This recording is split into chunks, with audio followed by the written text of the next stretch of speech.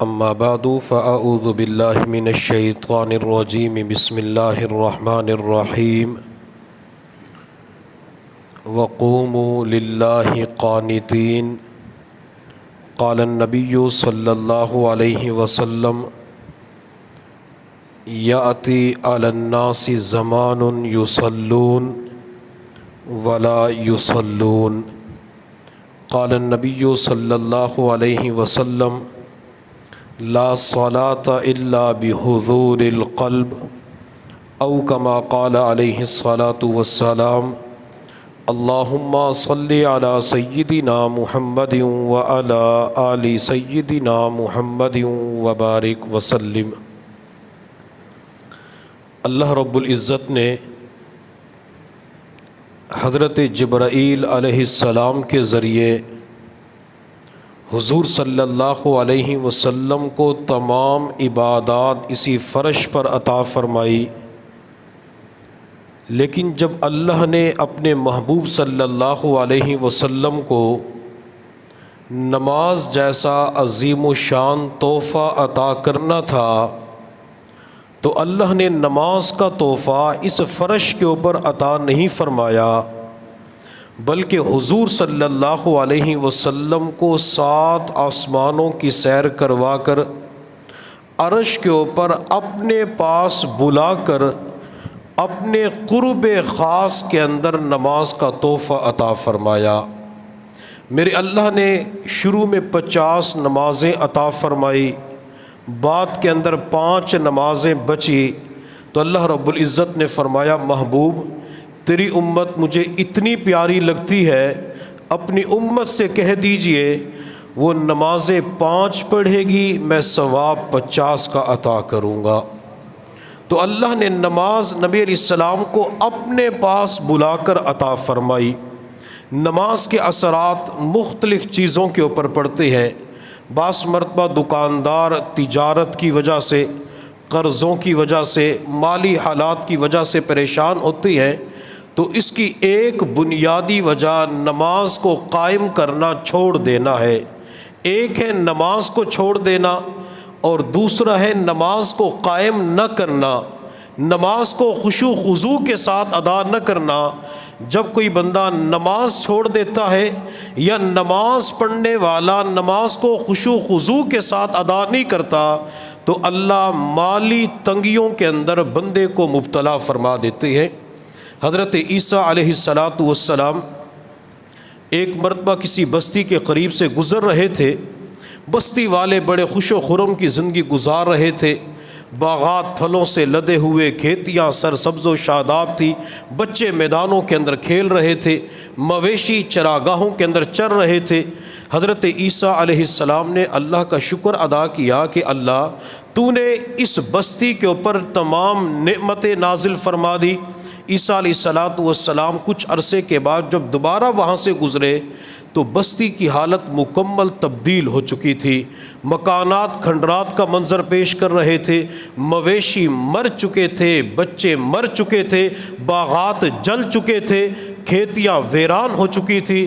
حضرت عیسیٰ علیہ السلام نے عرض کیا اللہ جب میں پچھلی مرتبہ یہاں سے گزرا تھا تو بستی کی حالت کچھ اور تھی، اللہ اب تو بستی کی حالت یکسر تبدیل ہو چکی ہے، اللہ معاملہ کیا ہے؟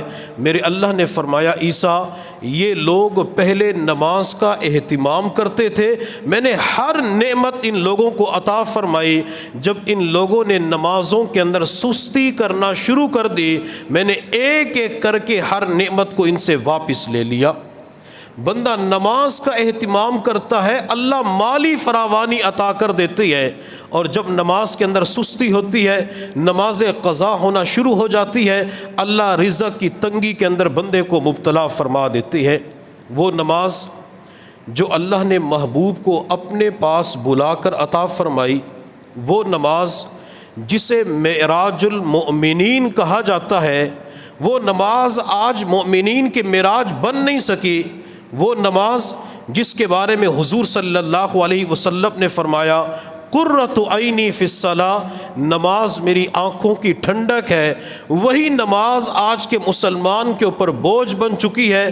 یا تو مسلمان نماز کا اہتمام نہیں کرتا، اگر نماز کا اہتمام بھی کرتا ہے لیکن نماز کے اندر سے خشوع خضوع ختم ہو جاتا ہے۔ اللہ والے فرماتے ہیں کہ انسان اللہ اکبر کہنے سے لے کر سلام پھیرنے تک نماز کے اندر کھڑا ہوتا ہے، لیکن ایک مرتبہ بھی اس کی توجہ اللہ کی طرف نہیں جاتی، ایک مرتبہ بھی دھیان اللہ کی طرف نہیں جاتا۔ نماز کے اندر کھڑے ہوتے ہیں اور دنیاوی باتیں، دنیاوی چیزیں ہمارے دل و دماغ کے اندر چل رہی ہوتی ہے۔ اسی وجہ سے آپ صلی اللہ علیہ وسلم نے ارشاد فرمایا کہ غیر کی طرف متوجہ ہونے سے بچو۔ جو نماز کے اندر غیر اللہ کی طرف متوجہ ہوتا ہے، اللہ تعالیٰ اس کی نماز کو قبول نہیں فرماتے۔ اور ایک حدیث کے اندر آپ علیہ الصلوۃ والسلام نے ارشاد فرمایا کہ جو بندہ 2 رکعتیں پڑھے، ان 2 رکعتوں کے اندر اپنے دل کے اندر دنیا کی باتیں نہ کرے تو اللہ اس کے پچھلے گناہوں کو معاف فرما دیتے ہیں۔ ابھی ہم نے فجر کی نماز پڑھی ہے، ہر بندہ اپنے ضمیر سے پوچھے کیا اللہ اکبر سے لے کر سلام پھیرنے تک میری تمام توجہ اللہ کی طرف تھی، جو الفاظ میں نے سنے یا پڑھے ان کی طرف تھی، یا میرے دل و دماغ کے اندر دنیاوی کیسٹ چل رہی تھی؟ اگر دنیاوی باتوں کی کیسٹ چل رہی تھی تو یہ اس بات کی علامت پائی جاتی ہے کہ زندگیوں کے اندر سے نماز کا خشوع خضوع ختم ہو چکا ہے۔ آپ صلی اللہ علیہ وسلم نے ایک حدیث کے اندر ارشاد فرمایا یاتی علی الناس زمان یصلون ولا یصلون، لوگوں کے اوپر ایک زمانہ ایسا آئے گا کہ وہ نماز پڑھیں گے لیکن نمازی نہیں ہوں گے۔ 5 وقت کی نماز پڑھنے والے نمازی نہیں ہوں گے، کیوں؟ نماز کے اندر خشوع خضوع نہیں ہوگا۔ حضرت عبادہ بن صامت رضی اللہ تعالی عنہ فرماتے ہیں لوگو میں تمہیں وہ چیز بتلاؤں جو سب سے پہلے دنیا سے اٹھ جائے گی۔ لوگوں نے عرض کیا عبادہ ضرور بتلائیں۔ حضرت عبادہ بن صامت نے فرمایا کہ سب سے پہلے نماز کا خشوع اٹھا لیا جائے گا۔ پوری مسجد کے اندر ایک بندہ بھی ایسا نہیں ہوگا جس نے خشوع خضوع کے ساتھ نماز پڑھی ہو۔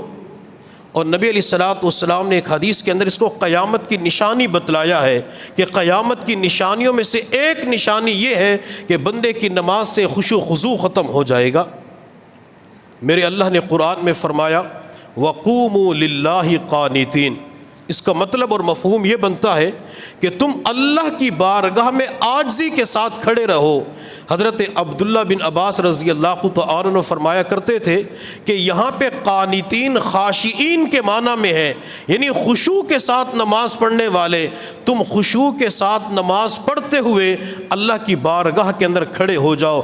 جس بندے کی زندگی کے اندر خشوع پایا جاتا ہے اللہ نماز کے اثرات بھی اس بندے کو عطا فرما دیتے ہیں۔ ایک حدیث کے اندر آپ علیہ الصلوۃ والسلام نے ارشاد فرمایا جو بندہ خشوع خضوع کے ساتھ نماز نہیں پڑھتا اللہ اس بندے کی نماز کی طرف توجہ ہی نہیں کرتے۔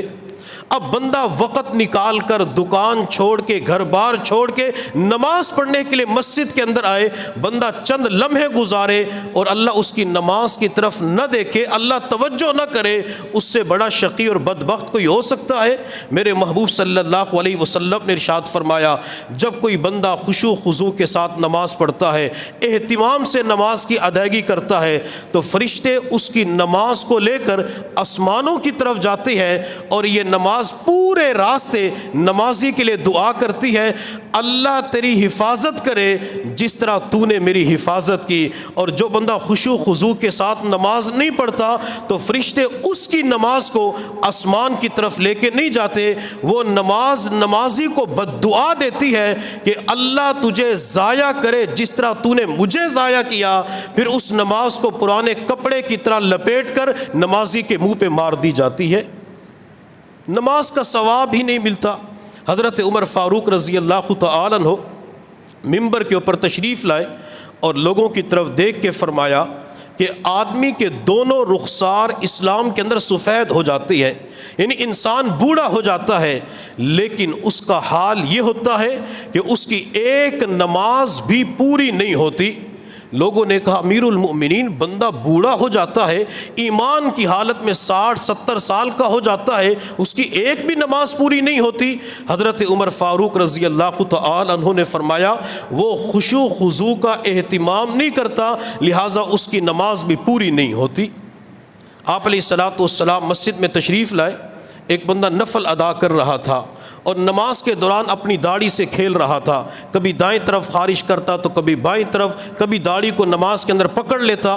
آپ علیہ الصلوۃ والسلام نے صحابہ کرام کی طرف دیکھ کے فرمایا اگر اس بندے کے دل کے اندر خشوع ہوتا تو اس کے اعضاء کے اندر بھی خشوع ہوتا۔ لگتا یہ ہے کہ دل کے اندر سے خشوع ختم ہو چکا ہے، جس کی وجہ سے نماز کے اندر اعضاء ہی قابو کے اندر نہیں ہے۔ اور جو بندہ یہ چاہتا ہے کہ مجھے دنیا کے اندر ہر اعتبار سے کامیابی ملے تو وہ بندہ خشوع خضوع کے ساتھ نماز پڑھے۔ میرے اللہ نے 18ویں پارے کے شروع میں فرمایا قد افلح المؤمنون الذین هم فی صلاتهم خاشعون، وہ مؤمنین کامیاب ہو گئے جو خشوع خضوع کے ساتھ نماز ادا کرتے ہیں۔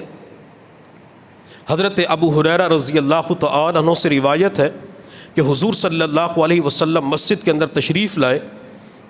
آپ علیہ الصلوۃ والسلام نے ایک بندے کو دیکھا کہ اس نے نماز پڑھی، نماز پڑھ کے فارغ ہوا، وہ نبی علیہ الصلوۃ والسلام کی خدمت میں حاضر ہوا، اس نے آ کے مصافحہ کیا، سلام کیا۔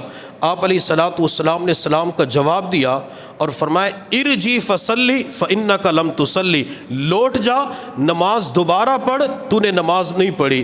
وہ شخص چلا گیا، جا کے نماز دوبارہ پڑھی۔ نماز پڑھنے کے بعد نبی علیہ الصلوۃ والسلام کی خدمت میں حاضر ہوا، آپ علیہ الصلوۃ والسلام نے فرمایا ارجی فصلی، چلا جا نماز دوبارہ پڑھ۔ وہ دوبارہ نماز پڑھ کے آیا، نبی علیہ الصلوۃ والسلام نے تیسری مرتبہ فرمایا کہ تیری نماز نہیں ہوئی، جا کے دوبارہ نماز پڑھ۔